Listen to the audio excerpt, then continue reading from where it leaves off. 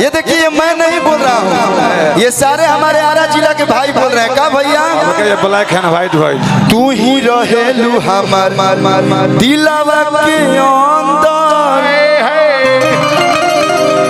अंजना अंजना दिलवा के अंदर तोहरे लगा हरबा प्यार ई समंदर। तू तो गजब जगावा तारू फील लव यू करे तोहरे ला धक धक अरे तू ही हाउ सोना तोहर हम हई जानी। तू ही हाउ सोना तोहर हम हई जानी। अब हमार सब भाई कहिए सका कह के बा कान खोली सुना ए पाखी रानी आई लव यू और कुछ नहीं।